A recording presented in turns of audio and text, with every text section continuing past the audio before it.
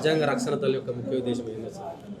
భారత ప్రజలకి రాజ్యాంగం పట్ల అవగాహన లేకపోవడం వల్లనే ప్రజాస్వామ్య ఉద్యమాలు ఎట్లా చేయాలనేటువంటి విషయంలో వెనుకబడుతున్నాం. ఒక చిన్న ఎగ్జాంపుల్ చెప్తాను మీకు. నల్ల చట్టాల పేరు మీద హర్యానా, పంజాబ్ లాంటి రైతులని ఢిల్లీ నడివీధులకి ధర్నా చేయడానికి, కనీసం ప్రజాస్వామ్యబద్ధమైనటువంటి పోరాటానికి కూడా అవకాశం ఇవ్వనేటువంటి బీజేపీ గవర్నమెంటు మరి ఆర్డీఎక్స్ తీసుకొని నడివీధులలోకి వచ్చి పేల్చేటువంటి పరిస్థితి ఎట్లా కల్పించింది?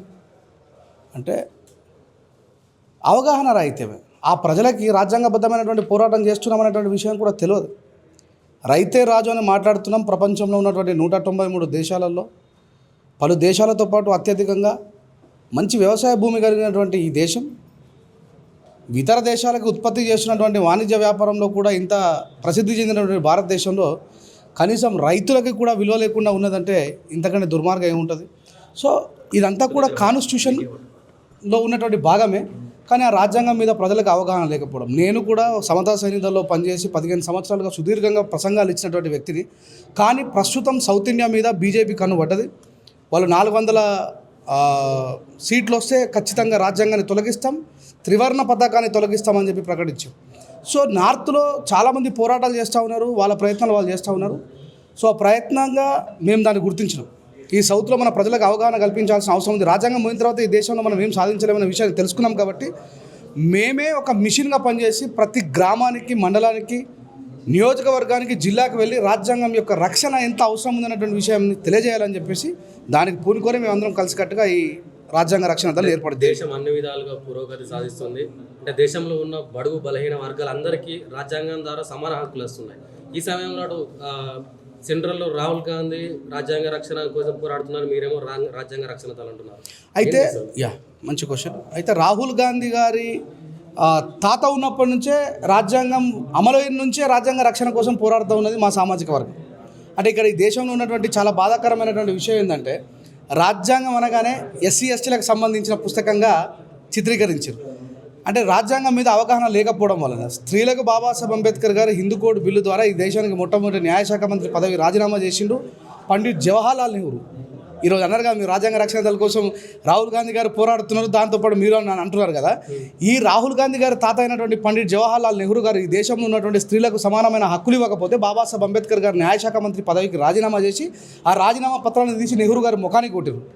కానీ ఈరోజు బీజేపీ రూలింగ్ చేస్తున్నటువంటి గవర్నమెంట్లో రాహుల్ గాంధీ దాంతోపాటు ఆయన సంఘానికి కూడా రక్షణ లేని పరిస్థితుల్లో, ఎవడైనా విధి లేని పరిస్థితుల్లో రాజ్యాంగం యొక్క రక్షణ ఉంటేనే రాజ్యాంగం ప్రజాస్వామ్యబద్ధంగా ఉంటుంది. కాబట్టి దాంట్లో అందరు కులాలకు, మతాలకు, జెండర్ ఫీలింగ్ లేకుండా, ప్రాంతీయ విభేదాలు లేకుండా అందరికీ రక్షణ కల్పిస్తుంది. కాబట్టి ఆయన గుర్తించిండు.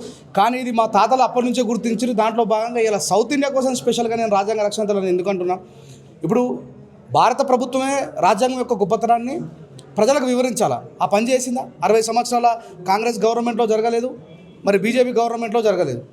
సో ఈ సౌత్ ఇండియాలో ఇప్పుడు రేపు పొద్దున మేము రాజ్యాంగ రక్షణ దళం 1 సంవత్సరం పాటు పనిచేసి ఒక 50 నుంచి 70 వేల మంది సైనికులను తయారు చేసిన తర్వాత మేము గవర్నమెంట్కి ఖచ్చితంగా మెమోరాండం ఇస్తాం, నిలదీస్తాం, ప్రశ్నిస్తాం. రాజ్యాంగాన్ని పాఠ్య పుస్తకాల్లో పెట్టాలా, రాజ్యాంగం గురించి ప్రజలందరికీ విపులంగా తెలియాలనేటువంటి ఒక చట్టాన్ని కూడా తీసుకురావాలని పోరాటం చేస్తాం. మా లక్ష్యం అది. అంటే మరో ఆర్ఎస్ఎస్ లాగానో లేకపోతే రాజ్యాంగ రక్షణ గురించి ఆర్ఎస్ఎస్ లాగానే ఏం లేదు. అంటే ఆర్ఎస్ఎస్కు ఒక ఎజెండా ఉండొచ్చు. రాజ్యాంగం యొక్క ఆర్ఎస్ఎస్ యొక్క ఎజెండా ఏంది? వాళ్ళు ఓపెన్గా చెప్పారు కదా, మేము రాజ్యాంగాన్ని తొలగించేసి మనవాదాన్ని తీసుకొచ్చి ఎస్టాబ్లిష్ చేస్తామని. ప్రజలకు మనవాదం మీద కూడా అవగాహన లేదు. ప్రజలకు మనవాదం మీద అవగాహన లేదు, రాజ్యాంగం మీద అవగాహన లేదు. రాజ్యాంగం గురించి అవగాహన ఇస్తే మనవాదం మీద అవగాహన ఇచ్చినట్టే. సో ఆర్ఎస్ఎస్ వాళ్ళ ఎజెండా వాళ్ళకుంటే మా ఎజెండా మాకుంది. ఈ దేశంలో ప్రజాస్వామ్యాన్ని కాపాడమే మా ఎజెండా.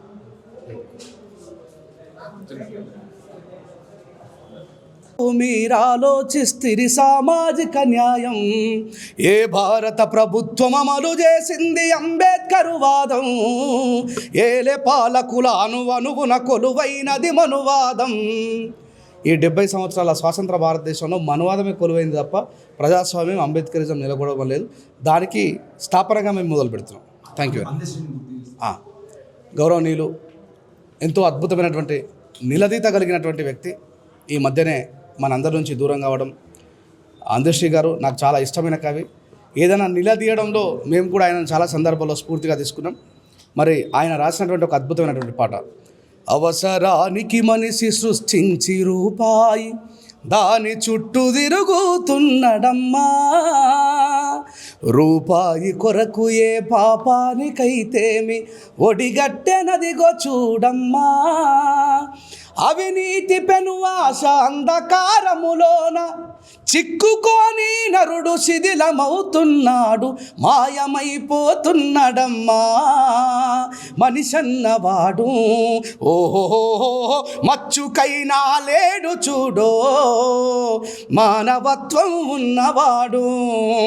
నూటికో కోటికో ఒక్కడే ఒక్కడు, నూటికో కోటికో ఒక్కడే ఒక్కడు. ఈ ఆడ ఉన్నడో గాని కంటికే కనరాడు, మాయమైపోతున్నాడమ్మా మనిషన్నవాడు. అవసరానికి మనిషి 25 పైసలగా రత్తులెలగించి 65 కోట్ల వరములడుగుతాడు. దైవాల పేరిట దందాలు చేస్తూ గంద భక్తి ముసుగు దొడిగి బలె పోజు కొడతాడు. యుక్తి పేరా నరుడు రక్తిలో రాజయ్యి రాకాసి రూపాన రంజిల్లుతున్నాడు, మాయమైపోతున్నాడమ్మా మనిషన్నవాడు. కుక్క నక్కల దైవ రూపాలుగా గొలిసి పంది నందిని చూస్తే పడి మొక్కుతుంటాడు. చీమలకు చక్కెర పాములకు పాలోసి జీవకారుణ్యమే జీవితం అంటాడు.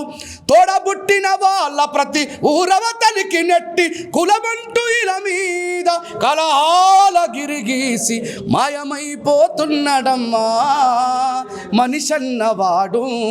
ఓహో మచ్చుకైనా లేడు చూడో ఒక్క మానవత్వం ఉన్నవాడు. జోహార్ అందశ్రీ.